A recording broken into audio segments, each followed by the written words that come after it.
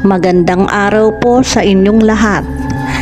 Kung minsan may mga pangyayaring mahirap paniwalaan at iisipin natin na guni-guni lamang o kwentong kutsero. Pero may mga naniniwala naman, lalo na kung sila mismo ay nakaranas na.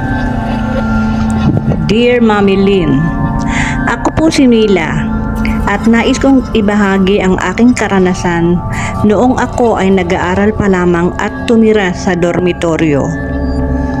Malaki ang universidad at napakarami din ng mga nag-aaral dito.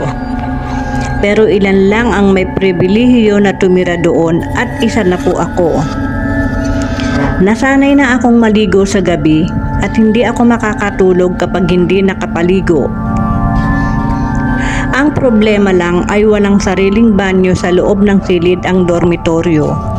Nasa labas ang mga banyo at kailangan ko pang maglakad sa pasilyo bago makarating doon. May ilang maliit na bumbilya lang ang pasilyo na siyang nagsisilbing liwanag sa paligid. Naglalakad ako nang mamatay ang mga ilaw. Napakadilim. Lumakas ang kabog ng aking dibdib. Naalala ko ang sinabi ng isang boarder doon na may multo daw sa dormitoryo. Lalo akong nakaramdam ng takot. Nang bumukas ang ilaw at magpatay sindi, lumingon ako sa paligid. Wala nang mga tao dahil sarado na ang ibang silid. Tanging ako na lamang ang naroroon. Nasa tapat na ako ng banyo at gusto ko nang bumalik. Ngunit pinalakas ko na lamang ang loob ko at sinabi kong, to see is to believe. Nakabibinging katahimikan ang sumalubong sa akin nang buksan ko ang pinto ng banyo. May ilang mga cubicle at lahat ay nakabukas. Pumasok ako sa unang cubicle. Naliligo na ako nang makarinig ng malakas na kalabog ng pinto sa bandang dulo. Hindi ko na lamang pinansin dahil iniisip kong may boarder din na pumasok. Narinig ko ang malakas na lagaslas ng tubig at tabong tila ibinabato. Hindi ko na lamang iyon pinansin. Nagpatuloy na lang ako sa paliligo. Nagpasalamat pa nga ako dahil may kasama ako ngayon sa banyo. Paglabas ko ng banyo ay laking gulat ko dahil bukas pa din ang pintuan ng bawat cubicle at wala isa mang palatandaan na may pumasok doon. Tuyong-tuyo ang sahig at may tabo nga pero nakasabit at wala naman akong narinig na lumabas. Saan nagmula ang malakas na kalampag ng pintuan at ang malakas na lagaslas ng tubig? Ang mahinang sabi ko at nagpalinga-linga ako sa paligid. Napatingin ako sa malaking salamin na nasa harapan. Isang babaeng nakaputi ang nakita ko sa aking likuran. Matalim ang tingin ng babae sa akin. Nakakatakot ang ngiting pinakawalan nito. Sa sobrang takot ay napatakbo ako palabas ng banyo. Patay sindi pa rin ang mga ilaw sa pasilyo. Nagtaka pa ako dahil nakasalubong ko pa ang babaeng nasa salamin at natrap ako nito. Pero nangahawakan ako ng babae at nakita ang suot kong kwintas ay natakot ito at kusang naglaho.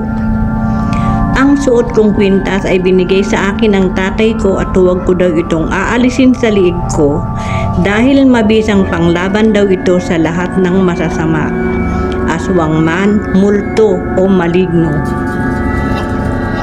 Tuwing gabi, kapag naliligo ako sa banyo ay nagpapakita sa akin ang babae sa salamin. Pero saglit lang at nawawala naman agad. Tila nakasanayan ko na rin ang pagpapakita nito.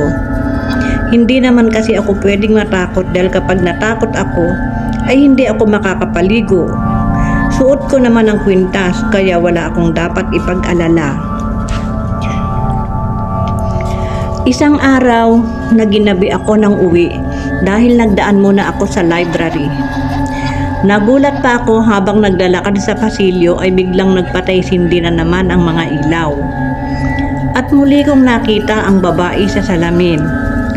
Huminto ako at tinatagan ng sarili kung takot ang paiiralin ko ay walang mangyayari sa akin. Kailangan kong manatili sa dormitoryo para makatapos ng pag-aaral. Lumapit sa akin ang babae at sinabing huwag akong matakot dahil makikipagkaibigan lang daw siya sa akin. Kinakabahan man ay tinanggap ko ang pakikipagkaibigan niya. Noemi daw ang kanyang pangalan. Naging magkaibigan kami at tuwing gabi lamang nagkikita at sa loob lang ng banyo. Alam kong weird dahil nahihiwagaan ako sa bago kong kaibigan. Hindi ko naman siya nakikita sa araw dahil alam ko namang nag-aaral din ito at busy. Kinagabihan, maliligo na naman ako. At tulad ng dati, tahimik sa loob ng banyo dahil ako lamang siguro ang mahilig maligo sa gabi bago matulog. Hinubad ko pa nga ang kwintas at inilagay sa damit kong isusuot pagkatapos kong maligo. Nagulat ako nang biglang bumukas ang pinto at bumungad si Noemi. Tinanong ko kung bakit at ano ang kailangan. Sinabi lang nito na huwag ko nang isusuot ang kwintas. Pagkasabi niyon ay nawala na lang ito at hindi ko alam kung saan nagpunta. Lumabas ako ng banyo at hinanap si Noemi ngunit wala ito. Kinilabutan ako ng husto. Humarap ako sa salamin at nakita ko si Noemi. Galit ang mukha pero parang nagmamakaawa. Agad akong lumingon ngunit nawala ito. Narinig ko na lamang ang boses nito at sinabing puntahan ko raw siya sa room 12. Kinabukasan, pinuntahan ko si Noemi na ayon dito ay number 12 ang room nito. Tinanong ko sa matandang lalaking caretaker ang room 12 kung nandoon ba si Noemi. Kumunot ang noo ng caretaker at tiningnan ako. Nito mula ulo hanggang paa bago nagsalita. Sinong Noemi? Walang Noemi na nakatira diyan dahil imbakan niya ng mga lumang damit. Mayroong nakatira diyan noon si Noemi nga ang pangalan pero matagal na siyang patay. Sa banyo ninyong ginagamit ngayon ay doon siya ginahasa at pinatay, ang mahabang sabi ng caretaker na matanda. Nagulat ako at hindi makapaniwala. Diyatat ang kaibigan ko at madalas nakausap ay matagal nang patay. Labis-labis na kilabot ang naramdaman ko sa natuklasan. Kinagabihan, kinakabahan man ay nagpunta ako sa banyo. Gusto kong malaman kung magpapakita pa sa akin si Noemi. Nasa harap ako ng mas malaking salamin kung saan madalas ko siyang nakikita kapag nakatalikod ako. At hindi nga ako nabigo. Nakita ko si Noemi na umiiyak. Hindi ako humarap dahil alam kong mawawala na naman siya. Sinabi ko na lamang na alam kong patay na siya at kung anong tulong ang gusto niya ay tutulungan ko siya. Itinuro niya ang kwintas ko at sinabing alisin.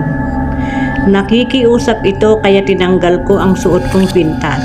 Iyon lang at naglaho na ang kaluluwa ni Noemi. Kinabukasan ng umaga, papasok na ako sa school. Nasa lubong ko ang caretaker at nginitian ko. Binati ko pa nga ng good morning ang matandang lalaki. Ngunit takot na takot ang matandang lalaki sa akin. Nasa po nito ang dibdib at inatake sa puso. Sa oras na iyon ay namatay ang caretaker.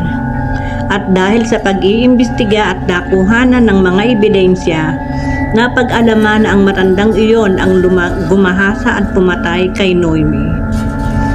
Hindi ko alam na ginamit ni Noemi ang mukha ko upang makapaghiganti. Marahil kaya niya ako inutusan na alisin ko ang kwintas ay upang makapasok siya sa katawan ko. Sa muli naming pagkikita ni Noemi ay nagpasalamat siya sa akin. Magmula noon ay tatahimik na ang kaluluwa at wala nang nagmumultos sa dormitoryo. Hanggang dito na lamang po, Mami Lynn, at maraming salamat sa inyong mga tagapakinig.